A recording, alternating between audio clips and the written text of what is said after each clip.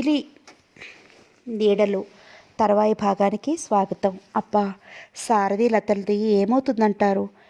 లత adjust అవుతుందంటారా?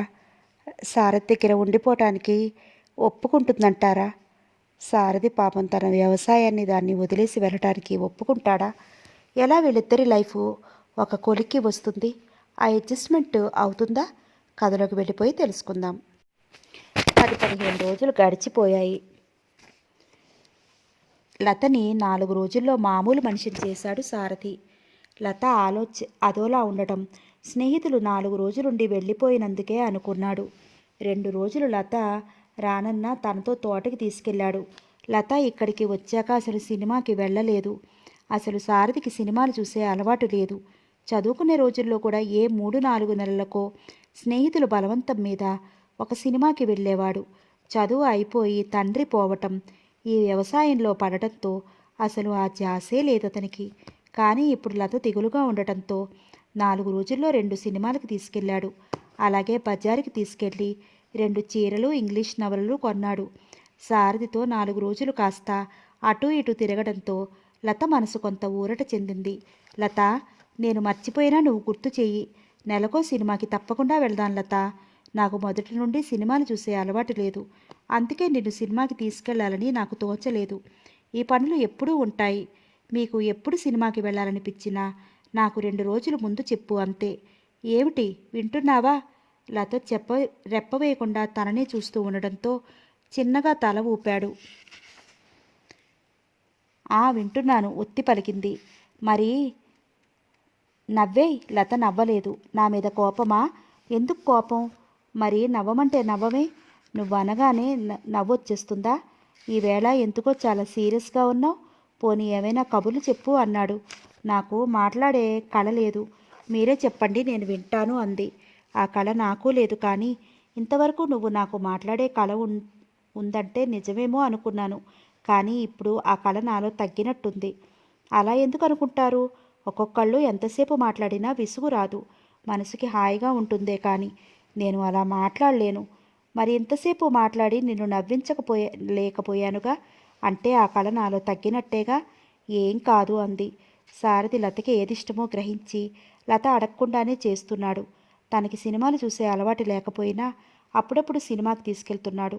నవలలు కొనే అలవాటు లేకపోయినా లతకి ఏ ఏ పుస్తకాలు కావాలో గ్రహించి లత అడగకుండానే కొని ఇస్తున్నాడు. తోటలో ఎంత పని ఉన్నా మధ్యాహ్నం భోజనం అవగానే లతతో కాసేపు మాట్లాడి మరీ తోటకి వెళ్తాడు. పుష్ప చాలా శ్రద్ధగా చదువుకుంటోంది. లత చేత ఒక్క పాఠం కూడా చెప్పించుకోవడం లేదు. తనకు తెలియనివి రాము చేత చెప్పించుకుంటోంది. రాము ఇప్పుడు 10th చదువుతున్నాడు. పుష్ప అడిగినవి రాముకు తెలియకపోతే మాస్టర్ని అడిగి మర్నాడు పుష్పకి చెప్తాడు. లత పాఠం చెప్పించుకోవడానికి పుష్ప తన దగ్గరికి ఎందుకు రావటం లేదు అని అసలు అనుకోలేదు. దాంతో పుష్పకి మరీ రోషం వచ్చింది. పట్టుదల పెరిగింది. ఇంకా శ్రద్ధగా చదువుకోసాగింది. తనమ్మగారు ఉత్తరాల మీద ఉత్తరాలు రాస్తోంది. ఒకసారి వెళదామంది లత. నీ ఫ్రెండ్ పెళ్లి దగ్గరలోకి వచ్చిందిగా, అప్పుడు వెళదామన్నాడు సారథి. లత మాట్లాడలేదు. నీకు వెళ్ళాలని ఉంటే వెళ్ళు, నాకు అభ్యంతరం ఏమీ లేదు అన్నాడు. మీరు నన్ను విడిచి ఉండగలిగినా మిమ్మల్ని వదిలి నేను ఒక్క క్షణం కూడా ఉండలేను. లత, నిన్ను వదిలి నేను ఉండగలననే అనుకున్నావా? నిన్ను వదిలి అరక్షణం కూడా వదిలి ఉండలేను. కానీ నేను నిన్ను వదిలి ఉండలేనని మీ వాళ్ళ దగ్గరికి వెళ్ళొద్దనడం భావ్యం కాదుగా. అందుకే వాళ్ళని చూడాలనుంటే ఒకసారి వెళ్ళి రమ్మంటున్నాను. ఇద్దరం కలిసి తర్వాత వెళదామంది. తర్వాత తల్లికి ఉత్తరం రాసింది. కవిత పెళ్లికి ఇద్దరం కలిసి వస్తాం. అప్పుడు అన్నీ వివరంగా అక్కడే మాట్లాడుకోవచ్చు అని. తల్లి దగ్గర నుండి 4 రోజులకే పెద్ద ఉత్తరం వచ్చింది. పెళ్ళికొడుకు ఇంట్లో ఎవరో చచ్చిపోయారట. కవిత పెళ్లి ముహూర్తం ఇప్పట్లో పెడతారో పెట్టరో. మీరిద్దరూ ఒకసారి రండి. ఓ ప్రైవేటు కాలేజీలో లెక్చరర్ పోస్ట్ ఖాళీగా ఉంది. ఆ కాలేజీలో ప్రిన్సిపాల్ మీ నాన్నగారికి బాగా ఫ్రెండు. ఆయన మీ అల్లుడు ఎప్పుడొస్తాడని అస్తమానం అడుగుతున్నాడు. మళ్ళీ ఆలస్యం అయితే ఆ ఉద్యోగం ఎవరికైనా ఇచ్చేయవచ్చునంటూ రాసింది. సారథికి ఈ ఉద్యోగం గురించి చెప్తే అసలేమంటాడు? ఒక్క 4 రోజులే వెళ్ళి వద్దాం, రాకూడదు అంది. నా ఇబ్బందులు చెప్పినా నువ్వు ఇలా మాట్లాడుతుంటే ఏం చెయ్యాలి? నా మాట విని నువ్వు వెళ్ళొచ్చేయి అన్నాడు. లత ఆలోచిస్తోంది. ఇప్పుడు అతను రాకుండా తను వెళ్ళినా ప్రయోజనం ఏముంటుంది? ఇప్పుడు తను వెళ్ళి వచ్చేస్తే ఇంకా ఇప్పట్లో ఇతన్ని తను తీసుకెళ్ళలేదు. అతని కోసం తను మానేసినట్టు తను వెళ్ళకుండా ఉంటే అతని కోసం మానేసినందుకు ఇంకో నెల పోయాక అయినా అతను తన కోసం ఒక్క 4 రోజులు వస్తాడు అనుకుంది. లత, మాట్లాడవే, ఎప్పుడు వెళ్తావో చెప్పు అని అడిగాడు. మీరు రాకుండా నేను వెళ్ళను. పోనీ మీకెప్పుడు వీలైతే అప్పుడే వెళ్దాం. అలా అంటే ఎలా లత? నీకు మీ వాళ్ళని చూడాలని ఉంది. అలాంటప్పుడు ఒకసారి వెళ్ళి రావచ్చు కదా. నేను కూడా రావాలంటే ఎలా కుదురుతుంది చెప్పు? మా వాళ్ళని చూడాలని ఉందని నేనేమీ అనలేదే. నువ్వు వేరే అనాలా? ఆ మాత్రం నేను గ్రహించలేనా? ఈ మధ్య నువ్వు అదోలా ఉంటున్నావు. ఒకసారి వెళ్ళి ఎన్నాళ్ళు ఉండాలనిపిస్తే అన్నాళ్ళు ఉండిరా అని ఎంత చెప్పినా లత వెళ్ళనంది. 15 రోజుల తర్వాత కవిత పెళ్లి శుభలేఖ వచ్చింది. దాంతో ఉత్తరం కూడా వచ్చింది. అందరూ తప్పకుండా రావాలని, అత్తయ్య గారిని కూడా రమ్మన్నానని చెప్పి నువ్వు తీసుకురావాలని అంటూ రాసింది. లత మనసు సంతోషంతో గంతులు వేసింది. ఆ ఉత్తరం రత్తమ్మకి చదివి వినిపించింది. ఆ ఉత్తరం శుభలేఖ వచ్చినప్పుడు సారథి ఇంట్లో లేడు. అత్తగారితో తోటకు వెళ్తానని చెప్పింది. ఒక్కదానివి వెళ్తావా? పుష్పను కూడా తీసుకెళ్ళు అందావిడ. పుష్ప, నేను చదువుకోవాలి, వెళ్ళను అంది. తల్లి ఎంత చెప్పినా వెళ్ళనంది. కాసేపుంటే వీరన్న వస్తాడు, వీరన్న నేను పంపుతానంది. వీరన్న వచ్చే వరకు లత ఆగలేదు. పర్వాలేదండి, తెలిసిన దారిగా వెళ్తాను అంది. కోడలు ఒక్కటి వెళ్ళటం ఆవిడికి ఇష్టం లేదు. పున్నయ్య గారు మనవణ్ణి పిలిచి, ఒరే అప్పి, మా కోడలు కాస్త తోట వరకు సాయం వెళ్ళమ్మా అంది. ఇది లతకు అసలు ఇష్టం లేదు, కానీ బాగుండదని ఊరుకుంది. ఉత్తరం శుభలేఖ తీసుకుని బయలుదేరింది. తోట కాస్త దూరం ఉందనగానే అబ్బాయిని వెళ్ళిపోమంది. లత రాక సారథి ఆశ్చర్యంగా చూశాడు.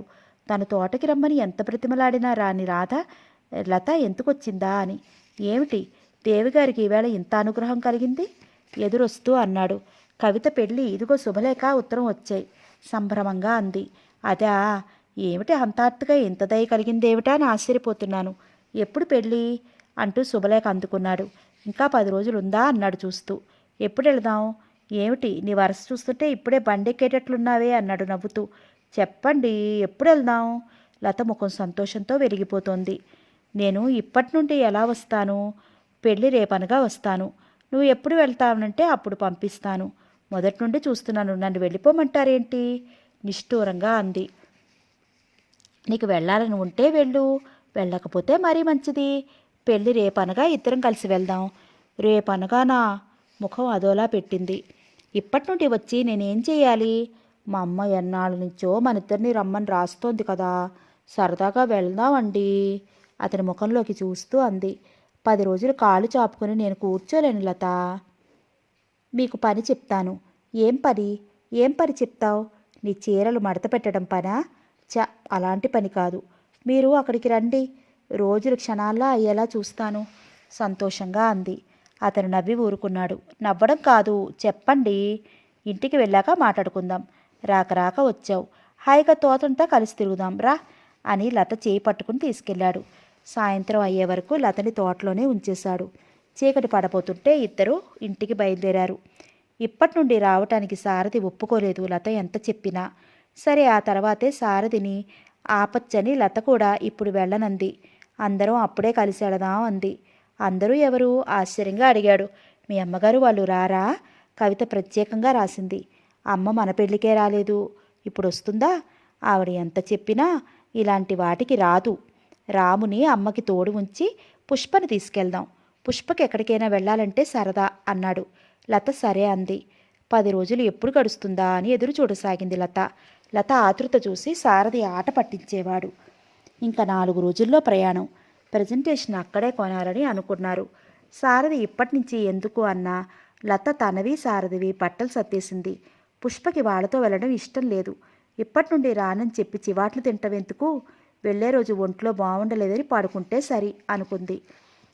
వరాలు సుగుణల పుష్ప ఎవరేమన్నా సర్దుకుపోయే తత్వం కాదు.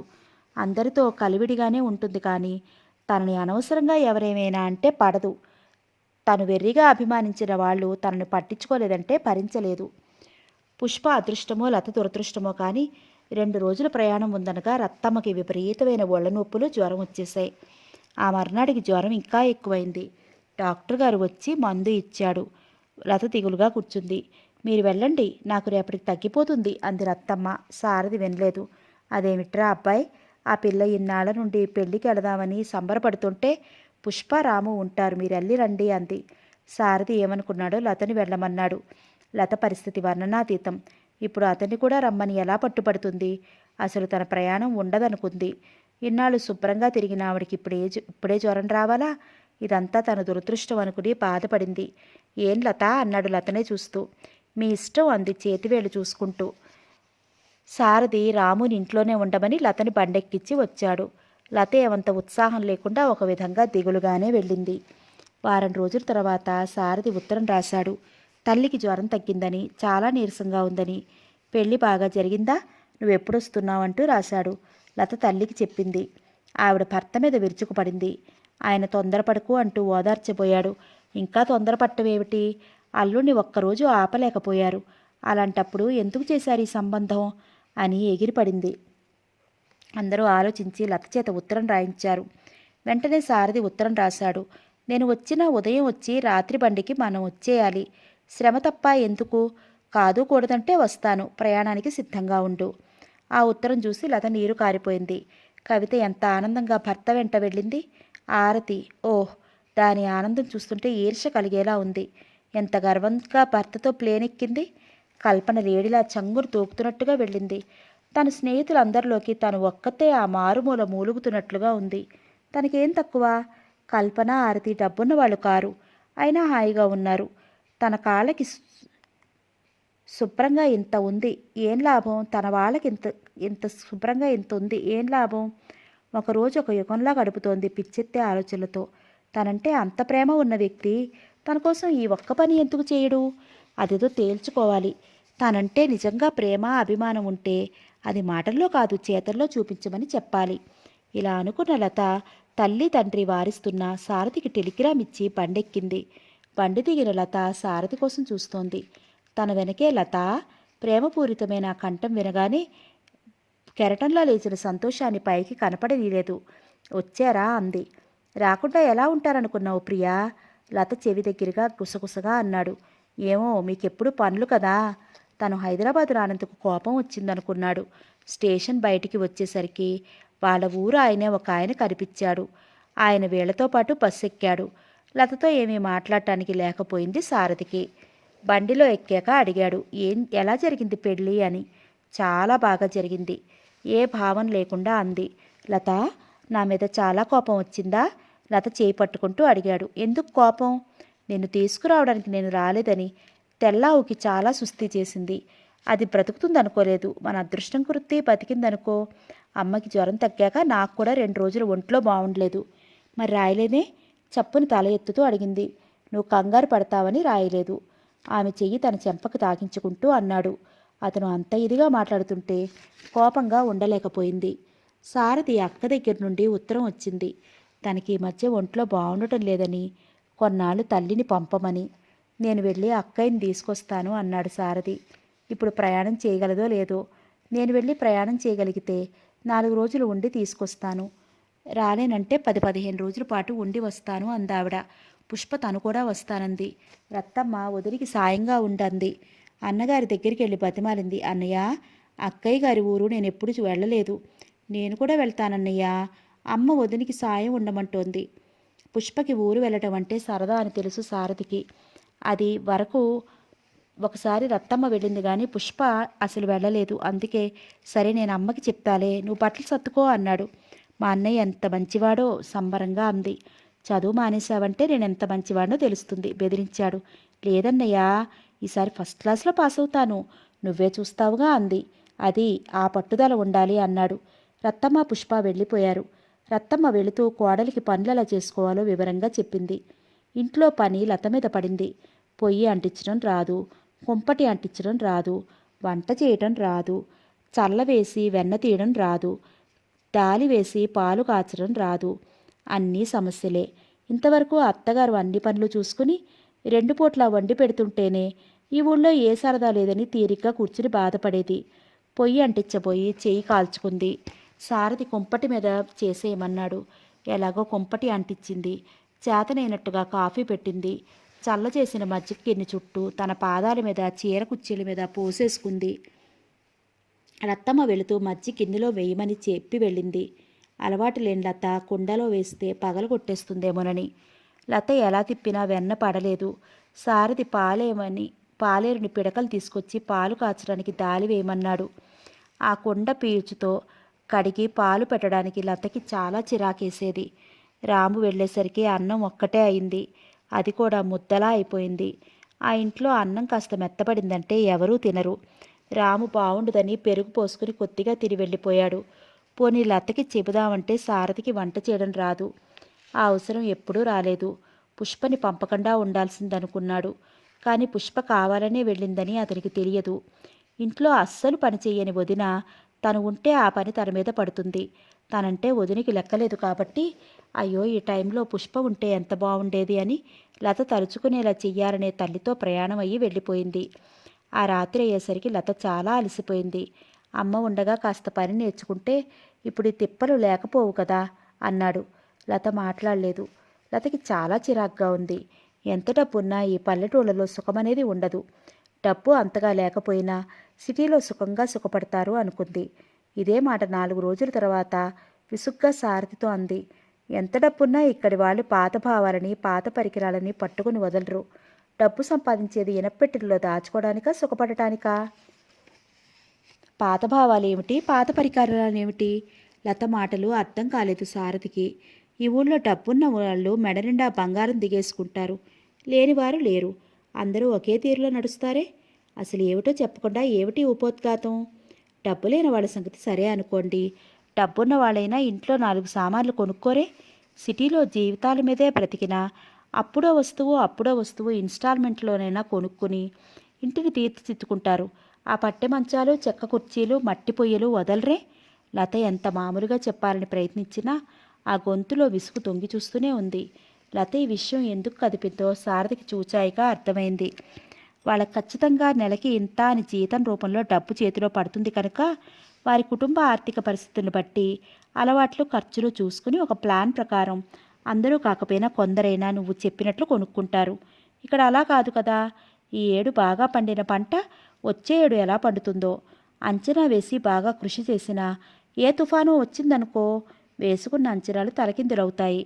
అన్నింటికీ తట్టుకోగల ఆర్థిక స్తోమత కలిగి ఉండాలి. ఈ ఏడాది పంట బాగా పండితే ఓ 20 తులాల బంగారం కొన్నారంటే ఏదైనా ఇబ్బంది వస్తే అది బ్యాంకు కన్నా ఎక్కువ సహాయపడుతుంది. ఈ ఏడాది పంట బాగా పండింది కదా అని 4 సోఫా సెట్లు, కుర్చీలు, మంచాలు, రకరకాల వస్తు సామాగ్రితో ఇల్లు అలంకరించుకోవాలని ఎవరూ అనుకోరు. ముఖ్యంగా అవసరమైతే అనుకుంటారు. గ్యాస్ పొయ్యి కొనుక్కోవడానికే ఇక్కడ దగ్గరలో గ్యాస్ సప్లై కాదు. పోనీ కిరసనాయిల్ స్టవ్ కొనుక్కోవచ్చు కదా. పొగతో కళ్ళు మండిపోతున్నా ఆ కట్టెలతోనే అవస్థ పడతారెందుకు? ఉన్న సరుకుని బయట పారేసుకుని డబ్బు పెట్టి సరుకు కొనుక్కోవాలి అని ఎవరూ అనుకోరు. బస్తీల్లో ఏదైనా డబ్బు పెట్టి కొనుక్కోవాలి. అలా కొనుక్కోవడంలో సుఖంగా ఉండేవి అమర్చుకుంటారు. ఇక్కడ మన సంగతి వేరు. ఆ బొగ్గులు కూడా కొనాల్సిన పని లేదు. పొయ్యిలోకి కావలసిన చెక్కపేళ్ళు, కమ్మలు అన్నీ ఉన్నాయి. కానీ కాస్త సౌకర్యంగా ఉండాలని, కాఫీలు పెట్టుకోవడానికి వీలుగా సుఖంగా ఉంటుందని బొగ్గులు బస్తా చెర్లగా బస్తా వేయిస్తాను. ఇలా వేయించుకునేవాళ్ళు ఈ ఊళ్ళో వేళ్ల మీద లెక్క పెట్టవచ్చు. నీకు అలవాటు లేక ఇవన్నీ నీకు కొత్తగా వింతగా ఉండవచ్చు. కొన్నాళ్ళు పోతే ఇవన్నీ నీకు మామూలుగా విషయాలుగా అనిపిస్తాయి. అతని మాటలు వింటుంటే తను ఈ ఊళ్ళో పాతుకుపోతానేమో అని లతకి చాలా భయంగా అనిపిస్తోంది. ఆ తర్వాత లత ఇంకేమీ మాట్లాడలేదు. ఉదయం 10 గంటలవుతోంది. అప్పటికే అన్నం వండి అరటికాయ వేయించి రాముకి పెట్టి పంపించింది లత. చేతనైతే ఏదైనా చెయ్యి, లేకపోతే లేదు అన్నాడు సారథి.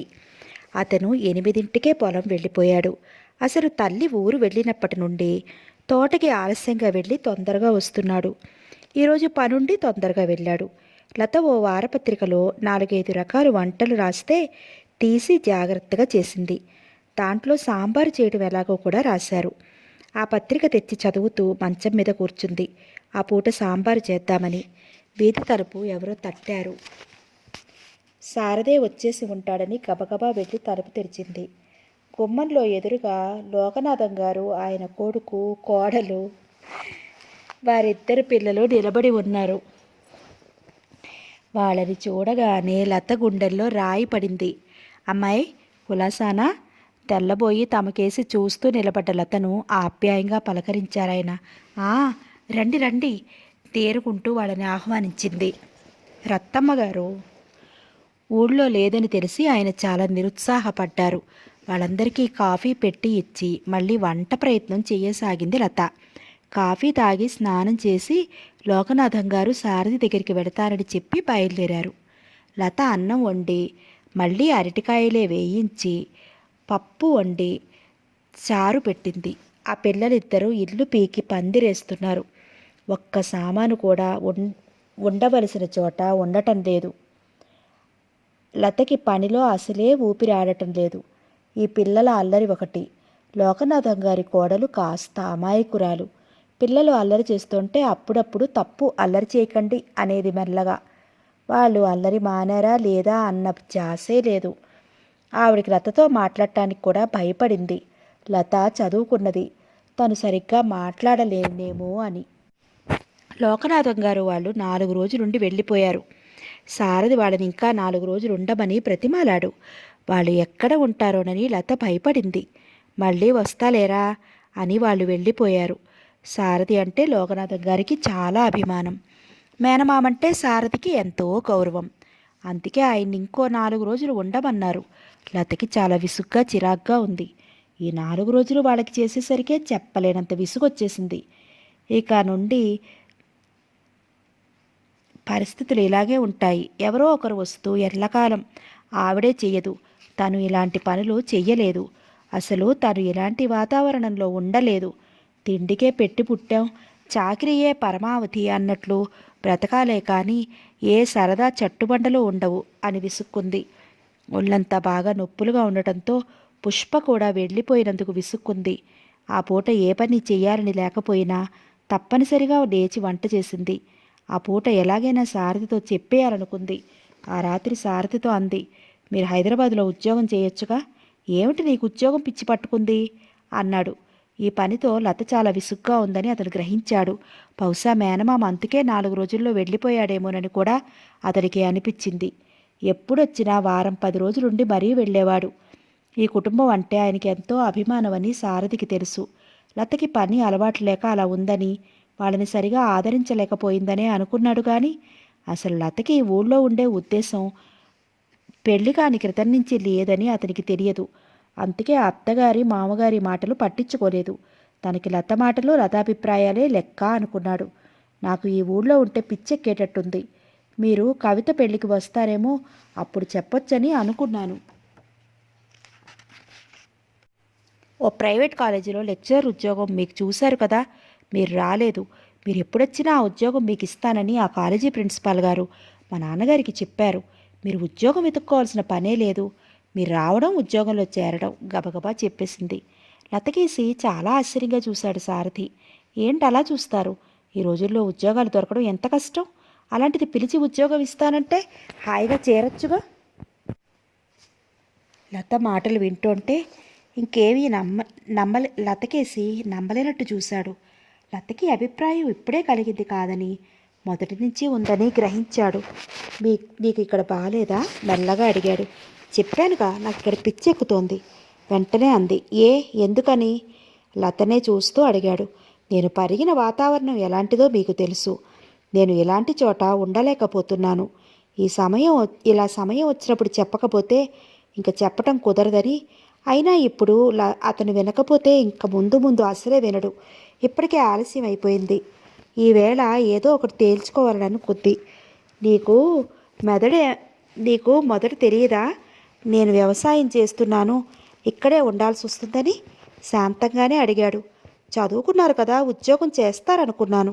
ఇన్నాళ్ళు చేయనిది ఇప్పుడు ఎలా చేస్తారనుకుంటున్నావు?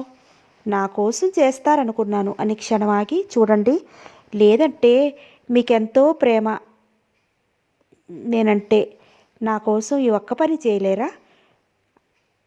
లత, నేను ఈ పొలం తోట నిలబెట్టుకోవటానికి ఎంత కష్టపడ్డానో, ఎన్ని ఇబ్బందులు పడ్డానో నీకు చాలాసార్లు చెప్పాను. ఇంత కష్టపడి నిలబెట్టుకున్న ఆస్తిని మళ్ళీ పరులు పాలు నేను చెయ్యలేను. నన్ను, నా పరిస్థితిని అర్థం చేసుకో. పుష్ప పెళ్లి చేయాలి, రాముకి చదువు చెప్పించాలి. నీ సహకారం ఉంటే నేను ఈ పనులన్నీ ఎంతో అవలీలగా చేయగలను. మీ ఒక్కడిదే నా బాధ్యత? మధ్యలోనే అడిగింది. ఈరోజు చాలా చిత్రంగా మాట్లాడుతున్నావు లత. వేణు చదువు అయిపోతోంది, ఎక్కడో ఉద్యోగం దొరుకుతుంది, వాడి సహకారం మనకి ఉంటుంది. ఇంతవరకు మీరు చేసిన వ్యవసాయం ఇక ముందు అతను చేయొచ్చుగా. వాడు చదువుతున్నది ఇంజనీరు, అయినా వాడికి నాలాగా మొదటి నుండి ఈ వ్యవసాయం మీద శ్రద్ధ లేదు. నాకు మొదటి నుండి వ్యవసాయం, ఈ వాతావరణం అంటే చాలా ఇష్టం. వ్యవసాయం అంటే, ఈ వాతావరణం అంటే అంత ఇష్టమైనప్పుడు మరి సిటీకి వెళ్ళేందుకు చదువుకున్నారు? విజ్ఞానం కోసం, లోకజ్ఞానం కోసం నిదానంగా అన్నాడు. అంటే మీరు ఉద్యోగం చేయదలుచుకోలేదా? అతను ఏం చెప్తాడోనని లత గుండెలు దడదడలాడాయి. నా తత్వానికి అది సరిపడదు. అతని మాటతో లత ఆశాసౌధం ఒక్కసారిగా కూలిపోయినట్లు అనిపించింది. తన జీవితం అంతా ఏ సరదాలు లేకుండా తెల్లవారిపోతుంటే ఆ ఊహనే భరించలేనట్టుగా ఉంది. లత అక్కడి నుంచి వెళ్ళిపోయింది. కానీ సారథి లతని వెళ్ళనీయలేదు. లతకి వెర్రి దుఃఖం వచ్చింది, కానీ అతని ఎదురుగా ఏడవటం ఇష్టం లేక బలవంతంగా దిగమింగుకుంది. లత, ఇలా కూర్చో. అసలు నీకిక్కడ ఏం ఇబ్బంది ఉందో చెప్పు. నీకు ఈ ఊళ్ళో సాధ్యమయ్యే సౌకర్యాలన్నీ సమకూరుస్తాను. నీకు అదివరకే చెప్పాను, నీకేం కావాలన్నా నాకు చెప్పమని, అన్నీ అమరుస్తానని. నీకు చదువుకోవాలని ఉంటే చెప్పు, ఆ ఏర్పాటు చేస్తాను. నీ ఏ లలిత కళల్లోనైనా సరదా ఉంటే చెప్పు, చెప్పిస్తాను. నీకు సినిమాలంటే ఇష్టమని వారానికో సినిమాకి తీసుకెళ్తున్నాను. సిటీలో ఉంటే రోజు సినిమాకి వెళ్ళంగా. ఒక్కటి మాత్రం గ్రహించుకో లత, మనం ఎక్కడ ఉన్నామని కాదు, ఎక్కడ ఏ మారుమూల ఉన్నా, ఏం చెయ్యాలనుకున్నా, మన కృషి పట్టుదల ఉంటే ఏం చేయాలన్నా చేయగలం, సాధించగలం. ఆడవాళ్ళకి సహకారం లేనిది అంత సాధ్యం కాదు. నీకు ఆ సహకారం నేను పుష్కలంగా నీకు అందిస్తానని మాట ఇస్తున్నాను. ఇంక తోచకపోవడం, పిచ్చెక్కిపోవడం ప్రశ్నే ఉండదు. శాంతంగా నచ్చ చెప్తున్నట్లుగా అన్నాడు సారథి. సారథి ప్రేమతో ఎన్ని రకాలుగా పరిస్థితులు వివరించి చెప్పినా లతకి అర్థం కావటం లేదు. సారథికి నిజంగా తన మీద ప్రేమే ఉంటే తన కోసం ఈ ఒక్క పని ఎందుకు చేయడానని కొనసాగింది. అతనిది అసలైన ప్రేమ కాదని, ఇక్కడ ఉండి అతని మాటకు ఎదురు చెప్పకుండా ఉంటే ఎంతైనా ప్రేమ కబుర్లు చెప్తాడని, తన కోసం అంటూ ఏదీ ప్రత్యేకంగా చెయ్యడు అన్న అభిప్రాయానికి వచ్చేసి అదే మాట అతనితో అంది. ఎన్నో రకాలుగా, ఎన్నో విధాలుగా లతకి చెప్పి విసుగొచ్చిన సారథి విసుగుని అణుచుకుంటూ అన్నాడు, నా గురించి నేను ఏమీ దాచలేదు. నా గురించి అన్నీ తెలుసుకున్నాక ఇప్పుడు బాధపడితే ఏమిటి ప్రయోజనం? మొదటే ఆలోచించుకోవాల్సింది. డాడీ మీ చేత ఉద్యోగమో బిజినెస్ చేయిస్తానని మాట ఇచ్చారు. నా కోసం మీరు ఏదైనా చేస్తారనుకున్నాను, కానీ ఇలా అనుకోలేదు. అతను తెల్లబోయాడు. అంటే పెళ్లికి ముందే ఈ అభిప్రాయంలో ఉన్నారా అని అడిగాడు. అవును, మీరు నచ్చారు, కానీ ఈ ఊళ్ళో ఉండలేడని అప్పుడే చెప్పాను. ఆ సంగతి నాకు వదిలే అన్నారు డాడీ. నదురు బెదురు లేకుండా చెప్పేసింది. తల్లి వెళ్ళాక, ఇంటి పని మీద పడ్డాక లత అసలు స్వరూపం ఏమిటో తెలిసినట్టయింది సారథికి. లతకి తనంటే ప్రేమ ఉంది, కానీ తన కోసం ఏమీ చెయ్యలేదు, దేనికి సర్దుకోలేదు. తను లత కోసం తనకిష్టం లేకపోయినా సినిమాకి తీసుకెళ్ళాడు. ఎవరు చాటుగా విమర్శించినా తోటకి పొలానికి తీసుకెళ్ళాడు. సాయంత్రాలు అటు ఇటు తిప్పాడు. పల్లెటూళ్ళలో ఇలాంటివి వింతగా చెప్పుకుంటారు, కానీ తను వాటిని లెక్క చేయకుండా లత కోసం, లత ఆనందం కోసం చేశాడు. ఈ వ్యవసాయం వదలడం ఒకటే మినహాయించి ఎవరు ఏమన్నా లత కోసం తను ఎంత కష్టమైనదన్నా చేయగలడు, చేస్తాడు. అదే మాట లతకి నచ్చ చెప్తున్నట్లుగా అన్నాడు. నిజంగా మీకు నా మీద ప్రేమ ఉంటే ఈ ఒక్క మాట, నా మాట వినండి. ఉన్న విషయాల్లో మీ మాట నేను వింటాను. వెంటనే అంది. వ్యవసాయం నా ప్రాణం, ఊపిరి. అది మానడం నా వల్ల కాదు అనేసి బయటకు వెళ్ళిపోయాడు. అతని ఖచ్చితమైన జవాబు చూసి కొయ్యబారినట్లు అలాగే కూర్చుండిపోయింది. అతనికి నిజంగా తనంటే ప్రేమ లేదు, తన మాటంటే గౌరవం లేదు. తన ఫ్రెండ్స్ భర్తలందరూ ఉద్యోగస్తులే. వేణు, రాము ఉద్యోగాలే చేసుకుంటారు. పల్లెల్లో పుట్టిన వరాలు, సుగుణలు హాయిగా ఉన్నారు. పుష్పని ఉద్యోగస్తుడికే ఇస్తారు.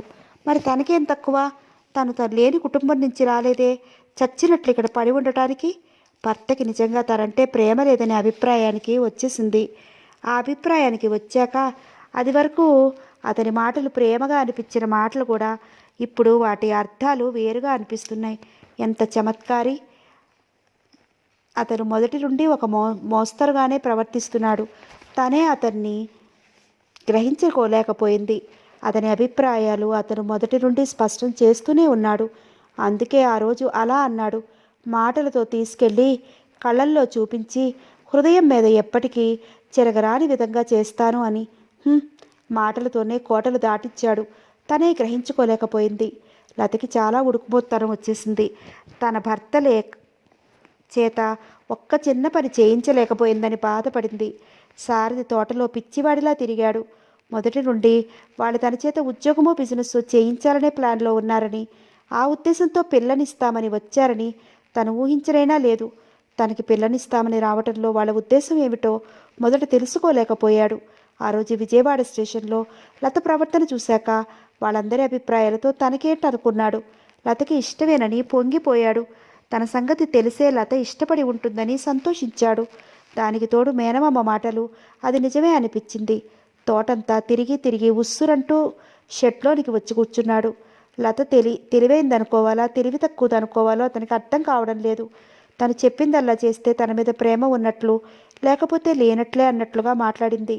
లత మాటలు ప్రవర్తన తలుచుకుంటే అతనికి ఎంతో బాధగా ఉంది. మొదట్లో లతని చేసుకోవడానికి భయపడ్డాడు. లత ప్రవర్తనలో ఆ భయం లేదు అనుకునేసరికి అసలు సమస్య కళ్ళ ముందు నిలబడింది. రాత్రి 7 గంటలవుతోంది. సారథి ఇంటికొచ్చాడు. రాము అన్నగారి కోసమే ఎదురు చూస్తున్నట్లుగా అరుగు మీద నిలబడ్డాడు. అతను చదువుకోవడానికి వెళ్ళాలి. అన్నగారు ఇంట్లో లేకపోవడంతో వదిన ఒక్కతే ఉండాలని ఇంట్లో ఉండిపోయాడు. సారథి రాగానే చెప్పి వెళ్ళిపోయాడు. లత మంచం మీద ముసుగు తన్ని పడుకుంది. అతడు మంచం దగ్గరగా వచ్చి అలా పడుకున్నావే అని లేపాడు. 2-3 సార్లు సారథి తట్టి లేపితే గాని లత పలకలేదు. ఏమిటప్పుడే పడుకున్నావు అని అడిగాడు. తలనొప్పి తప్పించుకోవడానికి చిన్న అబద్ధం ఆడింది. తలనొప్పా అంటూ మంచం మీద కూర్చున్నాడు. ఎప్పటి నుండి? మందు వేసుకున్నావా ఆశ్చర్యంగా అడిగాడు. అదే తగ్గిపోతుంది ముభావంగాని అటు తిరిగి పడుకుంది. లత అతను ఎంతో ప్రేమగా పిలిచాడు. నుదురు తాకి చూశాడు. మామూలుగానే ఉంది. లత లేచి కూర్చో, శారడాన్ని వేసుకుంటూ గాని లేచి కూర్చోబెట్టబోయాడు. రేపటికి అదే తగ్గిపోతుంది అంది లత అతని చేతులు విడిపించేసుకుంటూ. సారథి లేచి వంటగదిలోకి వచ్చాడు. కుంపటి అంటించి టీ పెట్టి గదిలోకి తీసుకువచ్చాడు. టీ గ్లాస్ టేబుల్ మీద పెట్టి అల్మారా తెరిచి సారడాన్ని తీసి మంచం దగ్గరకు వచ్చాడు. కొంచెం ముందుకి వంగుతూ లత మృదువుగా పిలిచాడు. లత అంది, కానీ కళ్ళు తెరవలేదు. లత లేచి ఈ మాత్ర వేసుకుని టీ తాగు అంటూ బలవంతంగా లేపి కూర్చోబెట్టాడు. లతకి అసలు తలపోటే లేదు. ఈ పూట భోజనం చేయడం ఇష్టం లేక చేయకపోతే అతను వదిలిపెట్టడని తలనొప్పి అని వంక పెట్టింది. చచ్చినట్లు మందు మింగి టీ తాగి వెంటనే పడుకుంది. అతను భోజనం చేశాడో లేదో ఏమీ అడగలేదు. అసలు అతనితో మాట్లాడటమే ఇష్టం లేనట్టుగా గోడవైపు తిరిగి పడుకుంది. లతకి దుప్పటి కప్పి అక్కడే పడక కుర్చీలో వెనక్కి వాలి కూర్చున్నాడు. అతడికి ఒక్కడికి భోజనం చెయ్యాలనిపించలేదు. లత, మీరు భోజనం చెయ్యండి, మీరు భోజనం చేయకపోతే నేను మందే వేసుకోనని ప్రేమగా అంటే అతను నువ్వు పడుకో నేను వెళ్ళి తింటాను అని అనేవాడేమో. ఇల్లంతా ఎంతో నిశ్శబ్దంగా ఉంది. అంత నిశ్శబ్దంలో అతనికి చెప్పలేనంత ఒంటరితనంగా అనిపించింది. లతకి తలపోటే కాదు, తన మీద చాలా కోపం కూడా వచ్చిందని గ్రహించాడు. ఇది ఎలా పరిష్కరించాలి? లతకి ఎలా చెప్పాలి? లత అర్థం చేసుకుంటుందా? ఇలా ఆలోచిస్తూ నిద్రలోకి జారిపోయాడు. మర్నాడు చాలా ముభావంగానే ఉంది లత. తలనొప్పి తగ్గిందా అని అడిగితే తగ్గింది అంది పొడిగా. లత, నువ్వు పడుకో, నేను రాము చేస్తామన్నాడు. వద్దు, నాకు బాగానే ఉంది అంది. సారథి ఎంత ప్రేమగా మాట్లాడినా ముభావంగానే బదులివ్వసాగింది. లత వద్దు అన్నా అతను పట్టించుకోలేదు. ఇంట్లో పని అతనికి లేనిదే అయినా లత మీద అభిమానంతో తనకి చేతనైనట్లు పనిలో సహాయం చేశాడు. అయినా లత మనసు కరగలేదు. ఇది అసలు ప్రేమ కాదు, ఒట్టి నటనగా అనిపించింది. ముభావంగానే ఉంది. గిన్నెలో అన్నం అలాగే ఉండటం చూసి సారథిని అన్నం తినలేదేం అని కూడా లత అడగలేదు. సారథి మనసు బాధపడినా 4 రోజులు పోతే పరిస్థితులు తనే అర్థం చేసుకుంటుందని మనసుకు సర్ది చెప్పుకున్నాడు. 11 గంటలైంది. లత పుస్తకాలు సర్దుకుంటూ కూర్చుంది. లత, భోజనం చేసేద్దాం రాకూడదు అన్నాడు. అప్పుడే ఆకలి లేదు, మీకు పెట్టేస్తాను అంది లేస్తూ.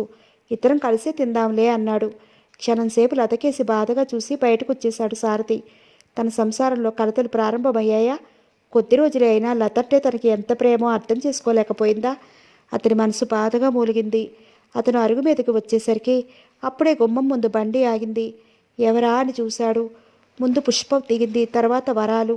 వరాలు ఇద్దరి పిల్లలు రత్తమ్మ దిగారు. సారథి గబగబా మెట్లు దిగి కిందకి వచ్చాడు. అక్క, ఒంట్లో ఎలా ఉంది అని పలకరించాడు. కులాసాగానే ఉందిరా అంది. వరాలు చాలా నీరసంగా ఉంది. రత్తమ్మ బలవంతం పెట్టి తీసుకొచ్చింది. 10 రోజులు ఉండి వద్దు గాని అంటూ సారథి సామాన్ లోపల పెడుతూ లతని పిలిచాడు. లత, అమ్మ అక్కయ్య వాళ్ళు వచ్చారు అని. లత మాట్లాడలేదు కానీ నెమ్మదిగా యువతలకు వచ్చింది. కులాసాగా ఉన్నావా అమ్మాయి? మరి అలా అయిపోయావేమిటి? లత వరాలను పలకరించకపోయినా రత్తమ్మే కోడల్ని పలకరించింది. లత నవ్వి ఊరుకుంది.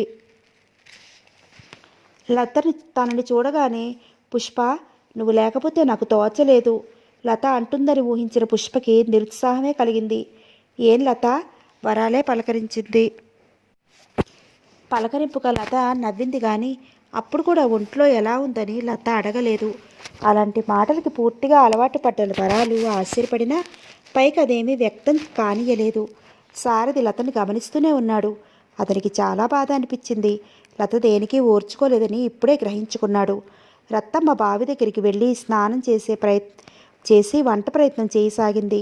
పుష్పని కాఫీ పెట్టిమ్మని చెప్పింది. అప్పుడు కూడా లత కదలలేదు. తల్లి చెప్పిన వాటికి లత ప్రవర్తనకి ఎంతో తేడాగా అనిపించింది వరాలుకి. వరాలు సారథి మాట్లాడుకుంటుంటే కాసేపు అక్కడ నిలబడి గదిలోకి వెళ్ళిపోయింది. రత్తమ్మ పొయ్యి మీద ఎసరు పెట్టి బియ్యం కడుక్కుని కత్తిపీట కూరబుట్ట తెచ్చుకుని కూర్చుంటూ లోకనాథం గురించి అడగసాగింది. కాఫీ తాగాక వరాలు నీళ్లు పోసుకోవడానికి వెళ్ళింది. వరాలు పిల్లలని పుష్ప తీసుకెళ్ళింది నీళ్లు పోయడానికి. సారథి లేచి గదిలోకి వచ్చాడు. లత ఇంత క్రితం సర్దుతూ వదిలేసిన పుస్తకాలు సర్దుతోంది. అతనికి నిజంగా కోపం వచ్చింది. లత, ఇప్పుడు ఈ పుస్తకాలకి ఏం తొందర అన్నాడు మామూలుగా. ఏం చేయాలి? పుస్తకాలు సర్దడం ఆపినా తలెత్తకుండానే అంది. లత, మరీ చిన్నపిల్లలా మాట్లాడకు. వాళ్ళు ఇప్పుడే ఊరు నుండి వచ్చారు. అమ్మ వంట చేసుకుంటుంటే వాళ్ళకి కాఫీ పెట్టి ఇవ్వకూడదా? కూరైనా తరిగి ఇవ్వకూడదా? మనం చేసే పని మనకైనా కాస్త బాగుండాలి. పుష్ప పెడుతోంది కదా అని ఊరుకున్నాను. మీ మామయ్య వాళ్ళు వస్తే నేను చేయలేదా? సంసారం అన్నాక చేసుకోక తప్పదు. అందులో మధ్యతరగతి వాళ్ళకి పని చేసుకోకుండా ఒక్కరోజు కూడా గడవదు. పెద్దదైనా నీ ఫ్రెండ్స్ వస్తే నిన్ను ఒక్క పని కూడా చేయనీయకుండా అమ్మ చేయలేదు విసుగుని అణుచుకుంటూ అన్నాడు. లతకి చాలా రోషం వచ్చింది. లేచి నిలబడుతూ అంది. ఆవిడికి మొదటి నుండి పని అలవాటు. నాకు అసలు పనే అలవాటు లేదు. ఇలా చేయాల్సి వస్తుందని తెలిస్తే నేను నేర్చుకునేదాన్ని అనేసి వంటగదిలోకి వచ్చింది. అప్పటికే రత్తమ్మ కూర తరిగేసుకుంది. ఏం చేయాలో లతకి తోచలేదు. అయినా అక్కడే నిలబడింది. సారథి వీధి అరుగు మీదకి వెళ్ళి స్తంభాన్ని ఆనుకుని నిలబడ్డాడు. కాలేజీలకి సెలవులు ఇచ్చాయని వేణు వచ్చాడు. అందరూ సరదాగా ఉన్నా లత వాళ్ళలో కలవలేకపోయింది. ఆ సాయంత్రానికే కోపం మర్చిపోయి సారథి ఎంత ప్రేమగా మాట్లాడినా లత మనసు మారలేదు. వారం రోజులుండి వేణు వెళ్ళిపోయాడు. ఇంకో వారం రోజులుండి పిల్లలు బెగ్గం పెట్టుకుంటారు, భర్త ఇబ్బంది పడతాడంటూ వరాలు వెళ్ళిపోయింది. ఎవరో ఒకరు వస్తూ పోతూ ఉంటారు. సాధారణంగా లతకి పని చెప్పకుండా ఆవిడ చేసుకుంటుంది. కానీ ఆవిడకి కాస్త మడి అది ఉంటుంది. అలాంటప్పుడు యువతల చిన్న చిన్న పనులు లతకి చెప్పక తప్పదు. ఇక్కడ ఉండడం అసలు ఇష్టం లేని లతకి అవి బ్రహ్మాండంగా అనిపించేవి. సారథికి ఏం చేయాలో తోచనట్టుగా అయిపోయింది. లతకి 3వ నెల. లత ముభావంతో సారథి సంతోషం ఊదేసినట్లు ఎగిరిపోయింది. లత ఏమీ తినడం లేదని రత్తమ్మ బాధపడేది. ఏం కావాలని సారథి ఎంత అడిగినా లత తనకి ఏమీ వద్దని చెప్పేది. రత్తమ్మ గారు లత తల్లిదండ్రులకి ఉత్తరం రాయించింది. ఉత్తరం అందిన 4 రోజులకే రాజారావు గారు ధనమ్మ వచ్చారు. కూతురు ద్వారా సంగతులన్నీ విని లతని 4 రోజుల పాటు ఉంచుకుంటాం, పంపమన్నారు. సారథి లతను అడిగాడు, ఇప్పుడు వెళ్తావా అని. వెళ్తాను అంది. కొన్నాళ్ళు పంపడమే మంచిదనుకున్నాడు సారథి. ఇప్పుడు లత దిగులుగా ఉండటం అతనికి ఇష్టం లేదు. ఉత్తరాలు రాస్తావా? దగ్గరకు వస్తూ అడిగాడు. మీరు రాయండి, తల ఎత్తకుండానే అంది. ఇంకా నా మీద కోపం పోలేదా లత? భుజం మీద చెయ్యి వేస్తూ అడిగాడు. నాకు కోపం వస్తే మీకేం నష్టం? తన భుజం మీద ఉన్న అతని చెయ్యి తీయబోతూ అంది. చాలా నష్టం. అతను నిట్టూర్చాడు. బహుశా నువ్వు గ్రహించి ఉండవు. మనం పెళ్ళైన కొత్తల్లో ఎలా ఉన్నాం, ఎలా ఉండాలనుకున్నాం, అవన్నీ మర్చిపోయావా లత? అసలు దెబ్బలాడుకోకూడదనుకున్నాం. అందరికీ ఈర్ష్య కలిగేలా ఉండాలనుకున్నాం. మనల్ని చూసి మనలాగే ఉండాలనుకునేలా ఉండాలనుకున్నాం. కానీ ఇప్పుడు ఎలా ఉన్నాం? ఎంతో సంతోషంతో ఉండాల్సిన సమయంలో కూడా ఎడముఖం పెడముఖంలా ఉన్నాం. ఒక చిన్న విషయానికి నువ్వు సర్దుకోలేకపోయావా? అతని గొంతులో బాధ తొంగి చూసింది. అది మీకు చిన్న విషయంలా అనిపిస్తే మీరే ఒప్పుకోవచ్చుగా. తలెత్తి అతని కేసి చూస్తూ అంది. నువ్వు ఇక్కడ ఉండటం వల్ల నీకు తోచకపోవడం అనేది ఒకటే కారణం. నువ్వు తలుచుకుంటే ఇష్టంగా ఏదో ఒక పని కల్పించుకుని ఆ తోచకపోవడం అనేది లేకుండా చేసుకోవచ్చు. నేను అలా కాదు. నేను దీనికి అలవాటు పడిపోయాను. ఈ ఆస్తి ఒకరి చేతిలో పెడితే మనకి మిగిలేది సున్నా, ఏమీ ఉండదు. నీకెప్పుడో చెప్పాను, ఎంతో కష్టపడి ఎన్నో ప్రయాసలు కూర్చి ఈ ఆస్తి నిలబెట్టుకున్నానని. నిలబెట్టుకున్నది ఎవరైనా జార విడుచుకుంటారా? క్షణమాగి మళ్ళీ అన్నాడు, తొందరగా వచ్చేస్తావు కదూ. ఏ మీరు రారా? నువ్వు రమ్మంటే తప్పకుండా వస్తాను. నేను మిమ్మల్ని రమ్మనే కోరతాను, మీరు రారు కానీ నిష్ఠూరంగా అంది. సరే అలాగే వస్తాను. నీకు అక్కడ ఎన్నాళ్ళు ఉండాలనుకున్నావో చెప్పు, వచ్చే ముందు వస్తాను. ఇంకా వెళ్లకుండా ఎన్నాళ్ళు ఉంటావో ఎన్నాళ్ళు ఉంటానో ఏం చెప్పను. అతని నుండి చూపులు మరల్చుకుంటూ అంది. సరే ఉత్తరాలు రాస్తూ ఉండు అన్నాడు. లత తల్లిదండ్రులతో వెళ్ళిపోయింది. లత వెళ్ళిపోతే సారథికి ఏమీ తోచకుండా పోయింది. లత మామూలుగా ఉంటే అతనికి ఇంత బాధపడి లేకపోయేది. వెళ్లే ముందు మనస్పర్ధలతో ఈ మధ్య లత అసలు సంతోషంగానే లేదు. లత వెళ్ళాక కులాసాగా చేరినట్లు 4 మాటలు ముభావంగా రాసింది. సారథి ఎప్పట్లా చాలా పెద్ద ఉత్తరం రాశాడు. ఆ తర్వాత సారథి 2 ఉత్తరాలు రాస్తే గాని లత దగ్గర నుండి ఉత్తరం లేదు. దాంట్లో తనకి చాలా నీరసంగా ఉందని, డాక్టర్ దగ్గరికి వెళ్తే రెస్ట్ తీసుకోమందని, టానిక్ తీసుకుంటున్నానని రాసింది. ఆ ఉత్తరం చూసిన సారథి నిలవలేకపోయాడు. దానికి సాయం తల్లి 4 రోజుల నుంచి లతను ఎప్పుడు తీసుకొస్తావని అడుగుతోంది. తల్లికి చెప్పి సారథి హైదరాబాద్ వెళ్ళాడు. లత నిండుగా ఆరోగ్యంగా కనిపించేసరికి అతను తేలిగ్గా గాలి పీల్చుకున్నాడు. లత వెనకటంత హుషారుగా సంతోషంగా మాట్లాడకపోయినా మరీ అంత ముభావంగా మాట్లాడలేదు. దానికే సారథి సంతోషించాడు. తనమ్మ రాజారావు గారు లత చాలా నీరసంగా అయిపోయిందని డాక్టర్ దగ్గర తీసుకెళ్లామని, 4 రోజుల నుండి కాస్త నీరసం తగ్గిందని, డాక్టర్ లతను విశ్రాంతి తీసుకోమందని చెప్పారు. పని మా అమ్మ చూసుకుంటుంది అని క్షణమాగి మేము ఎల్లుండి వెళ్తామన్నాడు. మీ అమ్మగారు చేస్తుంటే మాత్రం ఊరికే కూర్చోడానికి మా అమ్మాయికి మొహమాటంగా ఉండదు అంది ధనమ్మ. అవునోయ్ అన్నారు రాజారావు గారు. సారథి లతతో ప్రయాణం సంగతి చెప్పాడు. డాక్టర్ విశ్రాంతి తీసుకోమంది అంది అతడి నుంచి చూపులు మళ్లించుకుంటూ. లత, ఇలాంటప్పుడు అమ్మ నీ చేత పని చేయిస్తుందా? నువ్వు అమ్మని అర్థం చేసుకోలేదు. నువ్వు ఎప్పుడొస్తావా అని అమ్మ ఎదురు చూస్తోంది అన్నాడు. ఆవిడ చేయనీయకపోతే తిని కూర్చోడానికి నాకు మొహమాటంగా ఉంటుంది. చేతి వేళ్ళు చూసుకుంటూ అంది. సారథి లతకేసి పరీక్షగా చూశాడు. అసలే పాలరాతి బొమ్మలా చక్కని చుక్క ఇప్పుడు నిగారింపు వచ్చి చిదిమితే పాలు కారేలా, మరోసారి ఎవరైనా చూస్తే దృష్టి తగిలేలా ఉంది. విశాలమైన సోగ కళ్ళు అయిష్టాన్ని ఏదో గుప్తంగా దాచుకున్నట్లు బరువుగా వాలి కనుబొమ్మలు చిన్నగా ముడుచుకుని ఉన్నాయి.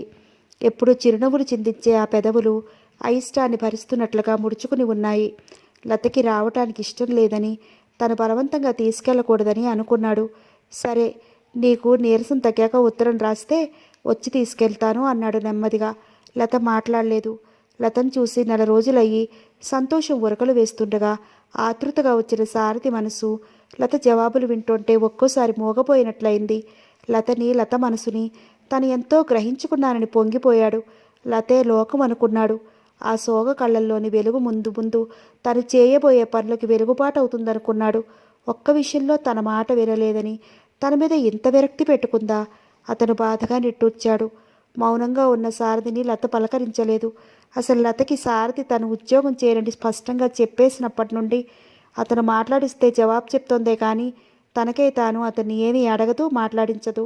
అతన్ని వదిలి ఒక్క క్షణం కూడా ఉండలేను అని ఒకప్పుడు అనుకున్న లత 4 రోజులకి కలుసుకున్న భర్త మౌనంగా ఉంటే తను మౌనంగా ఉంది కానీ అలా ఉన్నారేమని కానీ కోపం వచ్చిందా అని కానీ ఏమీ అడగలేదు. తనంటే అతనికి ప్రేమ లేనప్పుడు, ఆ పల్లెటూరే ఆ వ్యవసాయమే తనకి ముఖ్యం, ప్రాణం, తన ఊపిరి అనుకున్నప్పుడు తనకెందుకు అనుకుని మౌనంగా ఉండిపోయింది. సారథి కళ్ళు తిప్పి లతకేసి చూశాడు.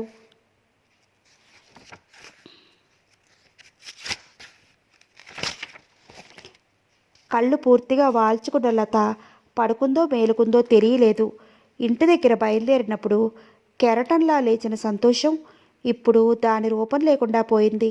లతకి ఇష్టం లేనప్పుడు తను లతను అసలు బాధ పెట్టకూడదు అనుకున్న సారథి తన ఆలోచనలని, భావాలని, భావోద్వేగాలని తనలోనే పదిలంగా దాచుకున్నాడు. తనంటే నిజంగా ప్రేమ ఉండే వస్తే తనని మాట్లాడించడానికి దగ్గరికి తీసుకోడా అతనితో తీసుకెళ్దామని వచ్చాడు. తను వెర్రిదానిలా వెంటనే బయలుదేరతానని ఊహించాడు.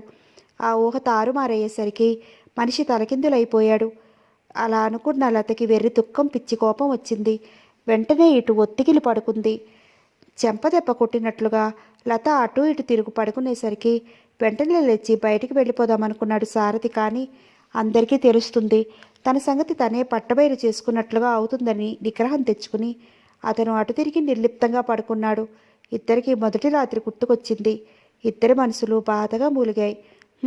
పెళ్ళై 1 సంవత్సరం కాకుండానే ఇన్ని కలతలా, ఇంత విరక్త. ఇద్దరూ చేసుకున్న వాగ్దానాలు ఏ గాలికి కొట్టుకుపోయాయి. వాటి శక్తి ఇంత అల్పమా?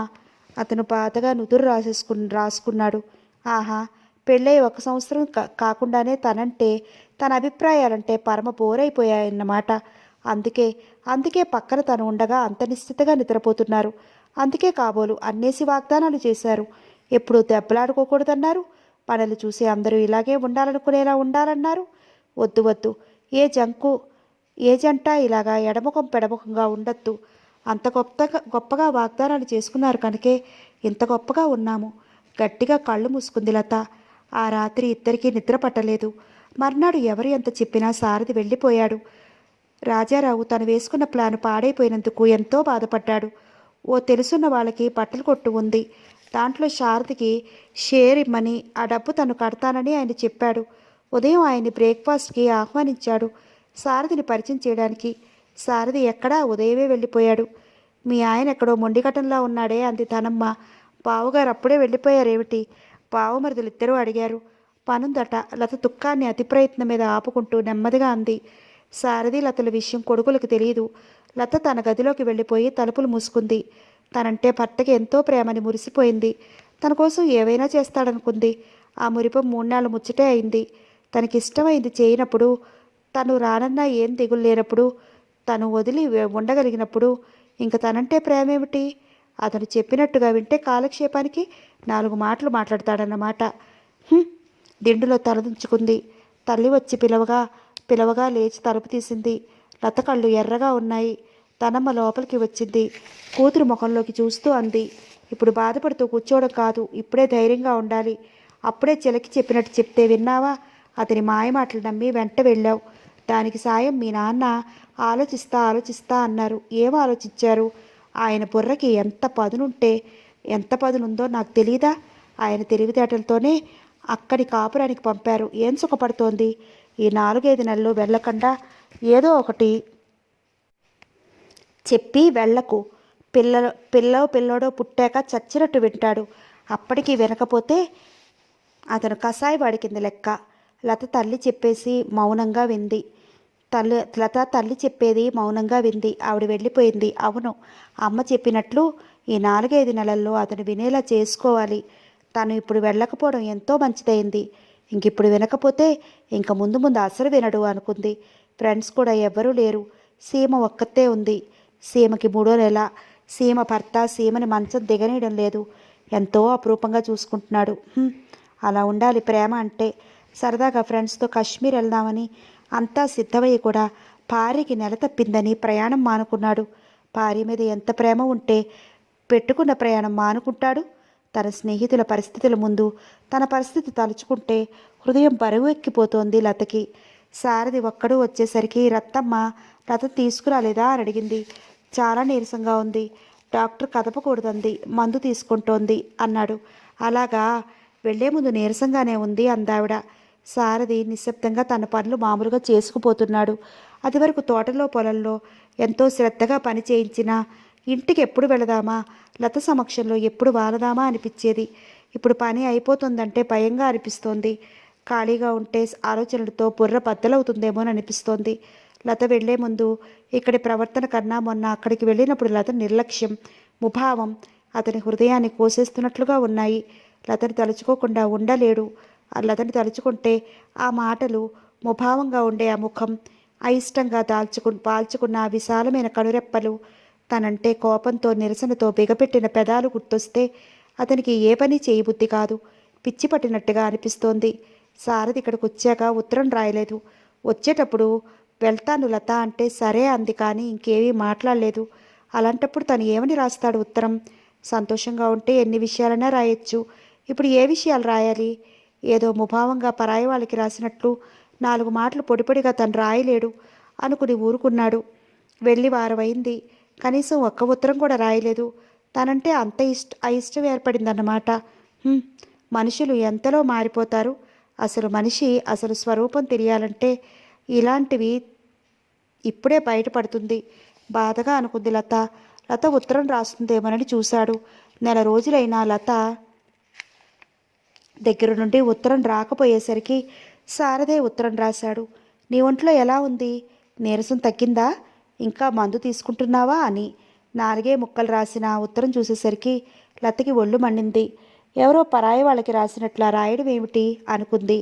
తను రాయకపోయినా ఉత్తరం రాశాడు కాబట్టి జవాబు రాయలేదన్నమాట తనకెందుకు అనుకుని, మందు తీసుకుంటున్నాను, నీరసం ఇంకా పూర్తిగా తగ్గలేదు, డాక్టర్ రెస్ట్ తీసుకోమంది అని తను కూడా ముభావంగానే రాసింది. లత చివర రాసింది అతను మర్చిపోలేకపోతున్నాడు. డాక్టర్ రెస్ట్ తీసుకోమంది అంటే నేను అక్కడికి రాను అని చెప్పడమే అని గ్రహించుకున్నాడు. లత మనసు మారలేదు. తన పట్టుదల మీదే ఉందన్నమాట. అతను బాధగా నిట్టూర్చాడు. లతని ఎప్పుడు తీసుకొస్తావు అని రత్తమ్మ అస్తమానం అడుగుతోంది. ఇంకా మందు తీసుకుంటోందిట అన్నాడు. మళ్ళీ ఇంకో నెల రోజులతో పోతే ఎలాగో పురిటికి తీసుకువెళ్తాడు. ఆ మందులేవో రాసిమ్మని ఇక్కడికి తీసుకువస్తే సరి. అక్కయ్యని తీసుకెళ్ళి సూడు వెలిచ్చి తీసుకొస్తే బాగుంటుంది. లేకపోతే బాబాయ్ చేత రాయించనా అంది. అలాంటి పనులు చేయకు. క్షణం ఆలోచించి అన్నాడు. అలాంటివి వాళ్ళకి అలవాటు లేనట్టుంది. ఆయన డాక్టర్ లతని వారానికి ఒకసారి పరీక్ష చేయాలందట. మళ్ళీ ఇటు అటు ఏం తిప్పుదాం? వారానికి ఒకసారి పరీక్ష చేయడం ఎందుకురా? అంత నీరసంగా ఉందా? ఆదుర్దాగా అడిగింది. ఇప్పుడు నీరసం తగ్గింది. డాక్టర్ వారం వారం పరీక్ష చేయాలని అందట. వాళ్ళ మందులు వాడుతున్నప్పుడు వాళ్ళు చెప్పినట్టు వినాలి కదా. పోనీలే, ఎక్కడుంటే ఏమిటి, ఆరోగ్యం ముఖ్యంగాని. ఏదో పిల్ల నిండుగా నెల రోజులు నట్టింటి తిరుగుతుందని అన్నాను అంది. పస్తీ మెరుపుల ముందు ఈ ఆప్యాయతని లత అర్థం చేసుకోలేకపోయిందా అని బాధపడ్డాడు. తను చెప్పింది తల్లి నమ్మినందుకు సంతోషించాడు. లతకి కొడుకు పుట్టాడని టెలిగ్రామ్ వచ్చింది. ఆ పూటే బయలుదేరి వెళ్ళాడు సారథి. లత ముభావం కానీ నిరసన కానీ అతన్ని వెనకాడనీయలేదు. సారథి వెంటనే వచ్చినందుకు ఆనందం కలిగినా, ఇన్నాళ్ళు మళ్ళీ ఉత్తరం రాయని సారథి ఇప్పుడు రెక్కలు కట్టుకున్నట్టుగా వచ్చాడంటే బాబు కోసం. మరి బాబు కోసం ఇక్కడే ఉంటాడా, లేకపోతే బాబు మీద కూడా తన మీద ప్రేమ లాంటిదేనా అనుకుని మనసులో కలిగిన ఆనందాన్ని బయటికి వ్యక్తం కానీయలేదు. ఉయ్యాల దగ్గరికి వెళ్ళి తదేకంగా బాబునే చూడసాగాడు. అచ్చు లతలా తెల్లగా ముద్దొస్తూ ఉన్నాడు. బాబు చెయ్యి మీద చెయ్యి వేశాడు. మెత్తగా స్పాంజిలా తగిలేసరికి అనిర్వచనీయమైన భావం హృదయం అంతా పాకి ఉక్కిరిబిక్కిరి చేసింది. లత సారథిని రెప్పవేయకుండా చూస్తోంది. ఆ ముఖంలో ఆనందం, ఆ కళ్ళల్లో వెలుగు వర్ణించడానికి మాటలు చాలనంత ఇదిగా ఉన్నాయి. దాంతో లతకి ధైర్యం లాంటిది కలిగింది. సారథి బాబు ఒళ్ళంతా నిమిరాడు. బుగ్గ మీద వేళ్లతో సున్నితంగా రాశాడు. బాబుని అమాంతంగా ఎత్తుకుని గుండెలకి అదుముకోవాలనిపించింది. 2 రోజులే వయసున్న బాబుని లేవదీస్తే ఏమెడైనా నొప్పి పడుతుందేమోనని భయపడి కాసేపు అలాగే చూస్తూ నిలబడి లతకేసి తిరిగాడు. అంతవరకు అతన్నే రెప్పవాల్చకుండా చూస్తున్న లత చప్పున చూపులు మళ్లించుకుంది. క్షణం సేపు లత ప్రవర్తనకి బాధ అనిపించినా వెంటనే సర్దేసుకున్నాడు. లత, ఇప్పుడు ఎలా ఉంది నీ ఒంట్లో? డాక్టర్ ఏమన్నారు అని అడిగాడు మంచం దగ్గరికి వస్తూ. బాగానే ఉంది. బలానికి ఇంకా మందులు వాడారని అంది నెమ్మదిగా కళ్ళెత్తుతూ. రథముఖంలో మాటల్లో అదివరకులా ఆనందం ఉరకలు వేయడం లేదు. అడిగిన దానికి ముభావంగానో మామూలుగానో జవాబు చెప్తోంది. అలాంటి లతతో తను ఎంతని కల్పించుకుని మాట్లాడతాడు? అయినా అన్నాడు నవ్వుతూ, చాలా కష్టపడ్డావు కదూ అని. లత ఒకసారి అతని కేసు చూసి మళ్ళీ అంతలో చూపులు ఉయ్యాల మీదకి బళ్ళించింది. ఇంకేంటి సంగతులు అన్నాడు. ఏమున్నాయి అంది. నిన్న టెలిగ్రామ్ వచ్చేసరికి 1 గంట అయింది. బస్సుకు అందుకోలేననే అనుకున్నాను. నేను ఇలా బస్సు ఎక్కగానే కదిలింది. ఒక్క 5 నిమిషాలు ఆ బస్సు మిస్ అయితే. తను ఎంత ఆతృతగా బయలుదేరాడో మాటల్లో, ఆ కంఠస్వరంలో పొందుపరుస్తూ అన్నాడు. మీరు వస్తారని అనుకోలేదు అంది. అతను తెల్లబోయినట్లు చూశాడు. రానని ఎందుకు అనుకున్నావు? రాకుండా ఎలా ఉండగలననుకున్నావు అన్నాడు. ఏమో, మీకు పనులు కదా, అదెంత ముఖ్యమో ఇది అంతే ముఖ్యం. లత ఆశ్చర్యంగా, నిజంగా మేము ముఖ్యమేనా అన్న భావం ఆ శోక కళ్ళలో వ్యక్తపరిచింది. లత తనను తప్పుగా అంచనా వేసుకున్నందుకు అతని మనసు బాధగా మూలిగింది. ఆ తర్వాత లత సారథి అడిగిన వాటికి జవాబులిచ్చింది. సారథి డాక్టర్తో మాట్లాడాడు. తల్లి పిల్ల ఆరోగ్యంగానే ఉన్నారని, మర్నాడే ఇంటికి తీసుకెళ్లవచ్చు అని చెప్పింది. లత అత్తగారు మామగారు మాట్లాడే మాటల్లో ఎంత నిజముందో సారథికి అర్థమైంది. కానీ ఇప్పుడు తను ఏం మాట్లాడినా బాగుండదని ఊరుకున్నాడు. సారథి ఆ మర్నాడు బయలుదేరి వచ్చేశాడు. ఇప్పుడు కూడా లతతో వెళ్తారని చెప్పినప్పుడు సరే అంది. కానీ అప్పుడే వెళ్ళిపోవటం ఏమిటి అని కానీ, మళ్ళీ ఎప్పుడొస్తారని కానీ ఏమీ అడగలేదు. సారథికి అక్కడి నుంచి అసలు కదలాలని లేదు. బాబును వదిలి రావాలంటే అడుగు ముందుకి పడలేదు. అత్తగారి మాటలు ఎలా ఉన్నా లత కాస్త మామూలుగా మాట్లాడి ఉంటే అతను 4 రోజులైనా ఉండేవాడు. లతకు అతను పోతుంటే బాధగానే అనిపించింది. కానీ బెంకంగా ఉండిపోయింది.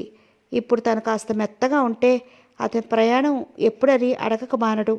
బాబు పుట్టిన వేళ మంచిదయ్యి బాబుని వదలలేక అతను ఇక్కడ ఉండడానికి ఒప్పేసుకుంటే తన గొప్ప అదృష్టవంతురాలు అనుకుంది. రాజారావు గారు సారథి అప్పుడే వెళ్ళిపోతాడని అనుకోలేదు.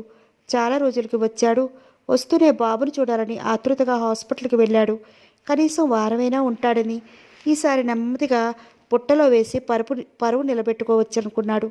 కానీ ఆయన ఆశలు నిరాశలు చేస్తూ సారథి వెళ్ళిపోయాడు. సారథి ఇక్కడికి వచ్చినా అతని మనసు అక్కడే ఉంది. అది వరకు ఒక్క లత గురించిన ఆలోచనలే. ఇప్పుడు అలా కాదు. అతని హృదయం నిండా లత నిండి ఉంటే అతని మనసు నిండా బాబు రూపమే అల్లుకుని ఉంది. తెల్లగా అమాయకంగా కళ్ళు కుప్పెళ్ళు మూసుకుని ఉయ్యాల్లో పడుకున్న బాబు రూపమే అతని ఆలోచనల చుట్టూ అల్లుకుని ఉంది. అతను పరాగ్గా అలాగే నిలబడతాడు. అతని కళ్ళ ఎదురుగా ఎంత సుందర దృశ్యాలు కనిపించినా అవేవి అతను గుర్తించడు. అందమైన ప్రతి దృశ్యంలోనూ అతనికి బాబు రూపమే కనిపిస్తోంది. సారథి పరాగు రత్తమ్మ గ్రహించేసింది. అలా ఉన్నావేన్రా అన్నాడు అని అడిగింది ఒకసారి. ఎలా ఉన్నానమ్మా అన్నాడు మామూలుగా అవుతూ. చాలా పరాగ్గా ఉన్నావు. పర్వాలేదు. ఏం లేదు. కొబ్బరికాయకి 2 చోట్ల నుంచి బేరాలు వచ్చాయి. ఎవరికి ఇవ్వాలా అని ఆలోచిస్తున్నాను. ఇద్దరూ బాగా తెలిసిన వాళ్లే అన్నాడు. ఆవిడ నిజమే అనుకుంది. తర్వాత అంది, 3వ నెల రాగానే బారసాల చేసుకుని తల్లిని పిల్లాన్ని తీసుకొద్దాం. లత వెళ్ళి ఎన్నాళ్ళో అయినట్టుగా ఉంది. తొలిచూలు బిడ్డ, మురుగులు మెడలోకి గొలుసు అయినా చేయించాలి. సారథి తల ఎత్తి చూశాడు. కొడుకు ఏదో అభ్యంతరం పెడతాడనుకున్న రత్తమ్మ, నువ్వు ఈ విషయంలో ఏం చెప్పినా వినను. ఏదైనా చేయాల్సిందే. నా మనవడికి నా ఇష్టం వచ్చినట్లు చేయించుకుంటాను. కంసాలను ఒకసారి రమ్మని కబురు చేయి. ఇప్పటి నుండి ఇవ్వకపోతే మళ్ళీ బారసాల నాటికి ఇవ్వడు. బాబుని చూడకపోయినా అప్పుడే ఎంత మమకారం. ఇదేనేమో రక్త సంబంధం అంటే అనుకున్నాడు. ఎంత బంగారం కావాలి అని అడిగాడు. నువ్వేదైనా కొనాలనుకుంటే కొను. కానీ నేను మాత్రం నా నగల్లో కాస్త బంగారం తీయించి చేయించాలని ఉంది. అమ్మా, అవి చెరిపించడానికి వీల్లేదన్నానుగా మధ్యలోనే అన్నాడు. ఈ విషయంలో నువ్వేం చెప్పినా వినను. నా మనవడికి నా ఇష్టం వచ్చినట్టు చేయించుకునే హక్కు నాకుంది అంది ఇక తిరుగులేనట్లు. సారథి తెల్లబోయాడు మొదట. తర్వాత చూచాయిగా తల్లి అభిప్రాయం గ్రహించుకున్నాడు. బాబుకి తండ్రి పేరే పెడతారని, తండ్రి చేయించిన నగల్లో కాస్త బంగారం తీయించి బాబుకి ఏదైనా చేయించాలని తల్లికి బలంగా ఉందని గ్రహించాడు. కానీ బాబుని తీసుకుని లత ఇక్కడికి వస్తుందో రాదో? అప్పుడు వీళ్ళు ఆ విషయాన్ని ఎలా తీసుకుంటారు? అసలు ఎలా చెప్పాలి? అతని మనసు మూగగా అయిపోయింది. తర్వాత తేరుకుంటూ అన్నాడు, నీ ఇష్టమమ్మా. నీకు ఎలా చేయించాలనుంటే అలా చెయ్యి. కంసాలికి కబురు పంపిస్తాను. సరే అందావిడ. పుష్ప ఫస్ట్ క్లాస్లో పాస్ అయింది. రాము సెకండ్ క్లాస్లో పాస్ అయ్యాడు. వేణు చదువు అయిపోయింది. విశాఖపట్నంలో ప్రైవేట్ వర్క్షాప్లో ఉద్యోగం దొరికితే దానిలో చేరాడు. రాముని గుంటూరులో కాలేజీలో చేర్పించి వచ్చాడు. 3వ నెలలో బాబుకి బారసాల చేసుకున్నారు. వరాలు భర్త, పిల్లలు, భాస్కర్, సుగుణ అందరూ వచ్చారు. వేణు రావడానికి లేకపోయింది. సారథి తల్లి ఎక్కడికి ఇలాంటి వాటికి రాదని తెలిసినా పట్టుబట్టి నువ్వు వస్తే గానీ బారసాలు జరగదని తీసుకెళ్ళాడు. నేను రావడం ఏమిటి? నేను రాను, మీరందరూ వెళ్ళి రండి అంది. ఆవిడ ఎన్ని చెప్పినా సారథి వినలేదు. ఏ, నువ్వు మనిషివి కావా? ఎందుకు రాకూడదు? నీ మనవడి బారసాలకి రావడానికి ఏంటి? సుగుణ అత్తగారు రావటం లేదా అని పట్టుపట్టి తీసుకెళ్ళాడు. మనవడిని ఎప్పుడు చూస్తానా అని, 3వ నెల ఎప్పుడొస్తుందా, లతాబాబు ఎప్పుడొస్తారా అని ఆవిడ ఆతృత పడుతోంది. లత వాలకం చూస్తుంటే ఇక్కడికి వచ్చేలా లేదు. అందుకే అన్ని విధాలా ఆలోచించి తల్లిని కూడా తీసుకువెళ్ళాడు. బారసాల ఎంతో ఘనంగా చేశారు. హడావుడి తగ్గాక ఆ మర్నాడు రాజారావు గారు బట్టల కొట్టు ఫ్రెండ్ని, కాలేజీ ప్రిన్సిపాల్ని సారథికి పరిచయం చేశాడు. వాళ్ళు సారథిని పొగట్టం ప్రారంభించారు. మీలాంటి చురుకు, పనిలో మీ కార్యదీక్ష, పట్టుదల ఎంతో మెచ్చుకోదగినవంటూ బట్టలు కొట్టున్న పెద్ద మనిషి సారథితో అన్నాడు. మీలాంటి పనిలో శ్రద్ధ ఉన్నవాళ్ళు నాకు కావాలి. మీరు నాతో పార్ట్నర్షిప్ ఎందుకు ఉండకూడదు? మీ వాటా మీకు ఇస్తాం. మంచి లాభాలు వస్తే దాంట్లో కూడా మీకు షేర్ ఇస్తాం. సారథి ఆయన ఆహ్వానాన్ని మృదువుగానే తిరస్కరించాడు. తనకు అక్కడ హాయిగానే ఉందని, వ్యవసాయం అంటే తనకి చిన్నప్పటి నుంచి ఇష్టమని, అది ఇప్పుడు తన బాధ్యతగా కూడా చేస్తున్నానని, తోటని పొలాన్ని ఎలా ప్లాన్ ప్రకారం వృద్ధి చేశాడో సరదాగా చెప్పినట్లుగా చెప్పాడు. ఆఖరున ఏం చదువుకున్న వాళ్ళు వ్యవసాయం చేయకూడదా అని అడిగాడు. ఎందుకు చేయకూడదు? అసలు మీలాంటి వాళ్ళు ఈనాటి కుర్రవాళ్ళకి మార్గదర్శకులు కావాలి. పెద్ద పెద్ద చదువులు చదివినా ఉద్యోగాలు లేక అంత చదువు చదివి ఈ పని చేయడమా, ఆ పని అలా చేయటం అని అభిమానపడేవారికి మీరు మార్గదర్శకులుగా నిలబడాలి ఆయన ఉత్సాహంగా అన్నాడు. రాజారావు తెల్లబోయి చూస్తున్నాడు. తన చమత్కారం మాటలతో బిజినెస్ గురించి, శ్రద్ధగా కృషి చేసే వాటిల్లో వచ్చే లాభాల గురించి చెప్పి అల్లుడి మనసు మారుస్తాడని తను ఆశిస్తే తిరిగి సారథినే పొగట్టంతో ఆయనకి మతిపోయింది. రాజారావు గారు ఓడిపోయిన ముఖం చూసేసరికి రాజారావు తనకి చెప్పింది గుర్తుకొచ్చి నాలుగు ఖర్చుకున్నాడు. ఆయన మామగారి ప్రోత్సాహం వల్లే ఆయన అడిగాడని సారథి ఎప్పుడో గ్రహించాడు. అందుకే ఈ విషయం మళ్ళీ వాళ్ళు అడగకుండా తన ఖచ్చితమైన అభిప్రాయం చెప్పేశాడు. సారథి జవాబులు విని ప్రిన్సిపాల్ ఇంకేమీ నోరెత్తలేదు. ఇంత ఖచ్చితమైన వాళ్ళు తన కాలేజీలో ఉంటే నెత్తి మీద ఉన్న ఈ 4 వెంట్రుకలు కూడా ఉండవని ఓసారి పట్టుదల తడుపుకున్నాడు. సారథి తన తోటని వర్ణిస్తూ ఒకసారి మీరిద్దరూ రండి, అక్కడ చాలా ప్రశాంతంగా ఉంటుంది అని ఆహ్వానించాడు. వాళ్ళిద్దరూ తప్పకుండా వస్తామన్నారు. రాజారావు గారు తలపట్టు కూర్చున్నారు. ఈ వార్త విని తనమ్మ భర్త మీద ఎగిరిపడింది. వెంటనే కూతురికి చెప్పింది. చూసావా, ఇంట శుభకార్యం చేసుకుంటుంటే ఊళ్ళో మూలమూలనున్న వాళ్ళు వచ్చారు. మీ బావ అక్కని పంపలేదు, పిచ్చిది రాలేదని ఎంత ఏడుస్తోందో. సారథి బావంత పెంకివాడు కాదు. మొదటే నీ వైపు తిప్పుకోవే అని చిలక్కి చెప్పినట్టు చెప్తే విన్నావు కాదు. ఇప్పుడు ఏకు మేకై కూర్చున్నాడు.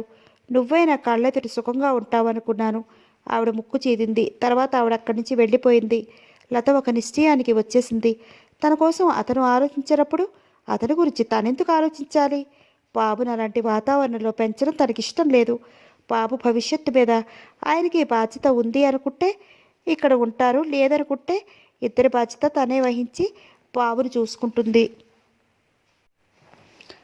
రత్తమ్మ వచ్చేటప్పుడే కోడలిని మనవడిని తీసుకెళ్ళటానికి మంచి రోజు చూపించింది. ఇంకా 4 రోజుల వరకు మంచిది లేదు. సారథి పట్టు వల్ల వచ్చిందే కానీ ఇంకా ఉండటం ఆవిడకి ఇష్టం లేదు. అయినా మనవడిని ఎత్తుకుని కోడలు వచ్చేసరికి ఇల్లంతా కడిగి ముగ్గురు పెట్టించాలి. అటక మీద నుంచి ఉయ్యాల దింపించి మండువాలో కట్టించాలి. చాలా పనులున్నాయని ఆవిడ ఉండదలుచుకోలేదు. బియ్యపురాలితో కోడల్ని మనవడిని పలానా రోజుకి తీసుకెళ్తామని చెప్పింది. మొదటి కాన్పు 3వ నెలని ఎలా పంపుతారనుకున్నారు? ఆవిడ ఎదురు ప్రశ్న వేసింది. లతని 3వ నెలలోనే తీసుకొచ్చేశారు కదా. అప్పటి నుండి లత ఇక్కడే ఉంది. లత లేకపోతే ఇల్లు చిన్నబోయింది. 4-5 నెలలు పోయాక మళ్ళీ తెచ్చుకుందురు గాని. ఇప్పుడు మాత్రం అభ్యంతరం చెప్పకండి అంది రత్తమ్మ అభిమానంగా. అమాయకంగా చెప్తుంటే తనమ్మకి చిరాకేసుకొచ్చింది. ఆవిడతో మాట్లాడటమే ఇష్టం లేనట్లుగా మౌనంగా ఉండిపోయింది.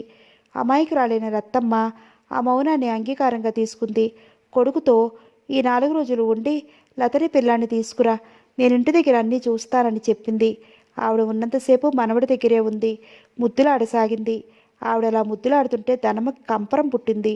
లతకు కూడా అలా బాబుని ముద్దు పెట్టుకోవడం నచ్చలేదు. భాస్కర్కి పిల్లలంటే చాలా సరదా. అతను కూడా బొద్దుగా ఉన్న బాబుని అస్తమానం ఎత్తుకునేవాడు. సుగుణ, బాబు బాగున్నాడు కదూ అంటూ కన్ను గీశాడు. సుగుణకి ఎవరైనా చూస్తారేమోనని భయం. అతని మోచేత్తో పొడిచింది. బాబుని చూడగానే పుష్ప వదిన మీద అలక మర్చిపోయింది. బాబుని ఒక్క క్షణం కూడా వదిలేది కాదు. లతతో అంది. వదిన, ఇంట్లో పని అమ్మ నువ్వు చూసుకోండి. బాబు పని అంతా నేనే చూస్తాను. ఇంకా ఇంట్లో ఒక్క పని కూడా నేను చెయ్యను.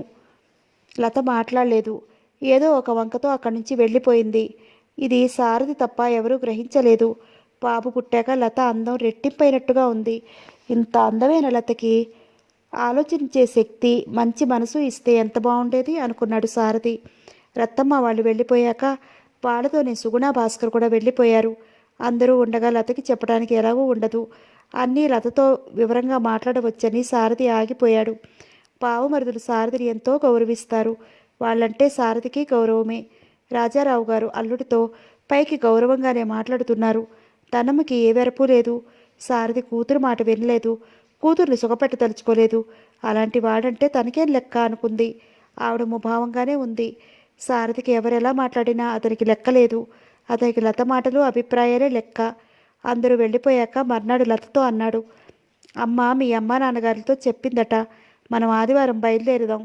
ఈ లత మాట్లాడలేదు. బాబు చేతివాళ్ళు రాస్తూ బాబునే చూస్తూ ఉండిపోయింది. ఏం లత? లతనే రెప్పవేయకుండా చూస్తున్నాడు. మిమ్మల్ని నేను సరిగా అర్థం చేసుకోలేకపోతున్నాను. తల ఎత్తకుండానే అంది. అవును అనాలనుకున్నాడు. కానీ లత ఏం చెప్తుందో అన్నట్లు. ఏం అర్థం కాకపోవడం ఏంటి? ఏ విషయంలో అర్థం చేసుకోలేకపోతున్నావు? సౌమ్యంగానే అడిగాడు. అదే, నేనంటే ఎంతో ప్రేమ అంటారు. నిజంగా ప్రేమ ఉంటే నా కోసం ఏం చేశారు? ఏం చెయ్యలేదు. వెంటనే అడిగాడు. లత మాట్లాడలేదు. చెప్పు లత, ఏం చెయ్యలేదు. నాకు సాధ్యమయ్యేవి అన్నీ చేశాను. మీకు కూడా అవి నచ్చితే చేస్తారే కానీ నా కోసం నాకు బాగా ఇష్టమైంది చేస్తేనే నాకు తృప్తి. మిమ్మల్ని నేను అడిగింది ఒక్కటి. ఆ ఒక్కటి మీరెందుకు చేయరు?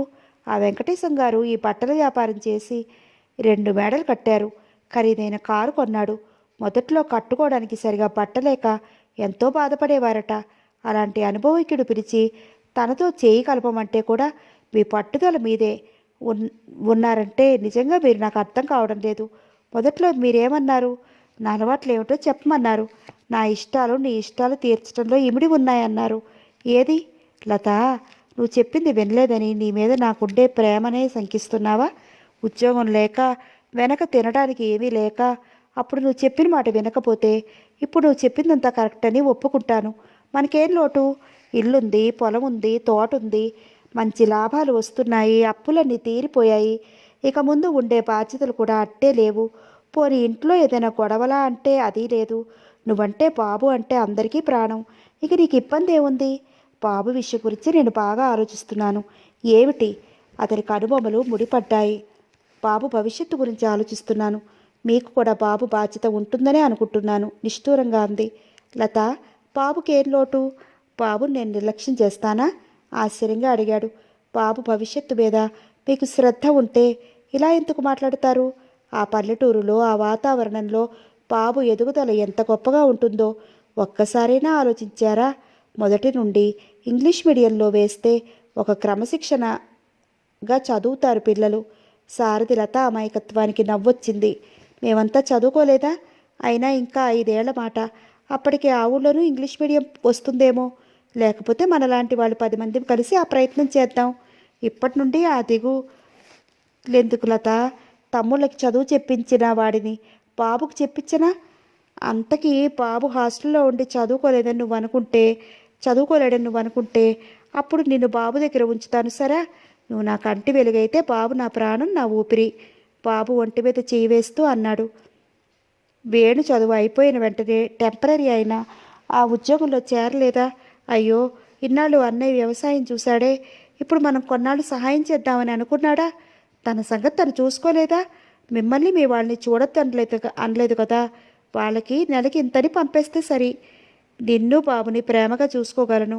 మిమ్మల్ని ఎవరు ఏమీ అనకుండా మీకు ఏమాట రాకుండా చూసుకోగలను. కానీ నేను ఆ ఊరు విడిచి నా ప్రాణంతో సమానమైన ఆ తోటని విడిచి నేను రాలేను. నెమ్మదిగానే చెప్పినా తన అభిప్రాయాన్ని స్పష్టంగా చెప్పాడు. తను అంత ఇదిగా చెప్పినా అతను అంత ఖచ్చితంగా ఇంకా తిరుగులేదన్నట్లు అతని అభిప్రాయం చెప్పేసరికి లత మనసు దెబ్బతింది. నేను ఆ ఊళ్ళో ఉండలేను. ఎవరైనా పల్లెటూరు నుంచి సిటీకి రావాలని కుతూహలపడతారు కానీ ఇక్కడ పుట్టి పెరిగిన నాకు అక్కడికి వెళ్ళాలని ఎవరు కోరుకోరు. తన అభిప్రాయం నిర్మోహమాటంగా ఖచ్చితంగా చెప్పేసింది. అతని క్షణం తెల్లబోయిన మాట నిజం. ఇది అనుకున్నదే అయినా బాబు గురించి లత సందేహాలు తీరిపోయాయి కాబట్టి కాస్త వివేకంగా ఆలోచిస్తుందనుకున్నాడు. 3 నెలల బాబు భవిష్యత్తు గురించి ఆలోచించిన దానివి అది పల్లెటూరని, అక్కడే నేను వ్యవసాయం చేస్తున్నానని, నన్ను చేసుకుంటే నువ్వు కూడా అక్కడే ఉండాల్సి వస్తుందని నువ్వు ఆలోచించలేదా అని అడిగాడు. అప్పుడే చెప్పానుగా, డాడీకి పలుకుబడి ఉంది. మీరు చదువుకున్నారు. మీరు ఉద్యోగం చేస్తారనే అనుకున్నాను, కానీ నేను చెప్పిందే వేదం, పట్టిన కుందేటికి మూడే కాళ్ళు అంటారని నాకు తెలియదు. నేనంటే నీకెంత ప్రేమో అని భ్రమపడ్డాను. అలా భ్రమపడ్డంలో నా కోసం ఏమైనా చేస్తారనుకున్నాను. అది పొరపాటని ఇప్పుడు పూర్తిగా అర్థమైపోయింది.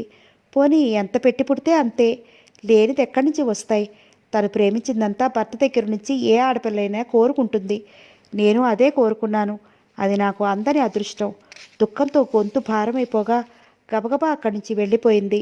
లత వెళ్ళిన వైపే చూస్తూ ఉండిపోయాడు సారథి. తను వ్యవసాయం మానే అంటే మానేయాలి. అలా చేస్తే ప్రేమ ఉన్నట్లు. తను బిజినెస్ చెయ్యి అంటే చెయ్యాలి. అప్పుడు బాబు పట్ల తనకు బాధ్యత ఉన్నట్లు. అంతేగాని మొదటి నుండి భర్త పరిస్థితి ఏంటి, ఎలాంటి ఒడిదుడుకుల నుంచి నిలదొక్కున్నాడు, ఇప్పుడు ఇలా తేలిగ్గా గాలి పీల్చుకుంటున్నాడన్న ఆలోచన లేదు. తనని భర్త ఎంత ప్రేమిస్తున్నాడు అన్న గ్రహింపు లేదు. అతను లేచి ఉయ్యాల దగ్గరగా నిలబడ్డాడు. బాబు నోరంతా తెరిచి నిర్మలంగా నవ్వాడు, కాళ్ళు చేతులు ఆడిస్తూ. ఆ నవ్వు చూసేసరికి సారథి తన బాధ మర్చిపోయాడు. బాబు, నీ నవ్వే నాకు కొండంత నిబ్బరాన్ని ఇవ్వాలి. నీ నిర్మలమైన ఈ నవ్వునే నేనెప్పుడూ గుర్తుంచుకుంటాను. నువ్వు పెద్దవాడివయ్యాక నన్ను అర్థం చేసుకుంటావు కదూ అంటూ నవ్వుతూ కాళ్ళు చేతులు సంతోషంగా ఆడించాడు. బాబుని ఉయ్యాలలోంచి లేవదీసి ఎత్తుకున్నాడు.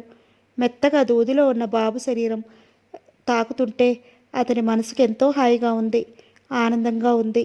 ఈ హాయిని ఆనందాన్ని రోజూ అనుభవించే అదృష్టం తనకి లేదు. అతను బాధగా నిట్టూర్చాడు. బాబుని భుజం మీద వేసుకుని ఆ గదిలో పచార్లు చేయసాగాడు. బాబు సారథి భుజం మీద కాసేపు ఆడుకుని అలాగే నిద్రపోయాడు. బాబు తల భుజం మీద నుంచి జార్చేస్తుంటే తీసుకుని ఉయ్యాల్లో పడుకోబెట్టి దుప్పటి కప్పాడు. బాబు నిశ్చింతగా నిద్రపోతున్నాడు. ఆ ముఖం ఎంతో నిర్మలంగా ఉంది. సారథి బ్యాగ్లో బట్టలు సర్దుకున్నాడు. లత కోసం అతను ఎదురు చూస్తూ కూర్చున్నాడు. గంట అయింది, అయినా లత రాలేదు. అతను లేచి నిలబడ్డాడు. 4 అడుగులు వేసేసరికి లత అప్పుడే వస్తోంది. అతన్ని చూసి క్షణం సేపు ఆగి వెంటనే బాబు ఉయ్యాల దగ్గరకు వచ్చింది. బాబుకి పాలు పట్టి చాలాసేపు అయింది. బాబు ఏం చేస్తున్నాడు అని వచ్చింది. సారథి లతకేసి చూశాడు. లత ముభావంగానే ఉంది. సారథి ఉయ్యాల దగ్గరికి వచ్చాడు. బాబుని తదేకంగా చూశాడు. లత వంచిన తల ఎత్తలేదు. ఎంతసేపు నిలబడినా అక్కడి నుంచి తనకు కదలాలని ఉండదని తెలుసు. బాబుని తాకాలని ఉంది. నిద్రలో ఉన్న బాబు ఒంటి మీద చేయి వేస్తే లేస్తాడేమోనని భయం. పోనీ బాబు లేచాక వెళదామంటే అప్పుడు అసలు బాబును వదిలిపెట్టి వెళ్ళాలనిపించదు. మనసుని గట్టిపరుచుకుని వెనక్కి తిరిగాడు. బ్యాగ్ అందుకుని లతకేసి చూశాడు. లత బాబునే దీక్షగా చూస్తోంది. లత, నెమ్మదిగా పిలిచాడు. లత నెమ్మదిగా తలెత్తింది. నేను వెళుతున్నాను. అతని గుండె పట్టుకుంది. లతకి చెప్పలేనంత దుఃఖం వచ్చింది. అతని కంటపడకుండా ఇష్టం లేక వెంటనే చూపులు బాబు మీదకి మళ్లించుకుంది. నీ మనసు మారితే నీకెప్పుడు రావాలనిపిస్తే అప్పుడు బాబుని తీసుకుని రావచ్చు. నాది చంచలమైన మనసు కాదు, ఆలోచించుకునే మాట్లాడాను.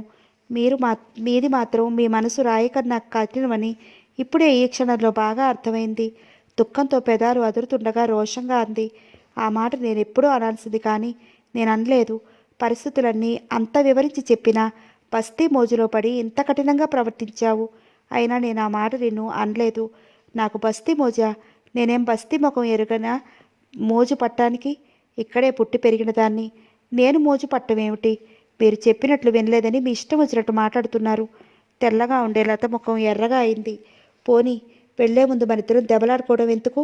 నీ ఇష్టం, నీ అభిప్రాయాలు నీవి. నా ఇష్టం వచ్చిన విధంగా నువ్వు నడిచి తీరాలని నిర్బంధించలేదుగా. తన మాట సారథి ఒక్కటి వినలేదని చాలా బాధగా, అవమానంగా ఉంది. దుఃఖంతో ఏమీ మాట్లాడలేకపోతోంది. నేను వెళతాను. లత అక్కడి నుంచి వెళ్ళిపోయింది. సారథి భారంగా అడుగులు వేస్తూ బయటికి వెళ్ళిపోయాడు.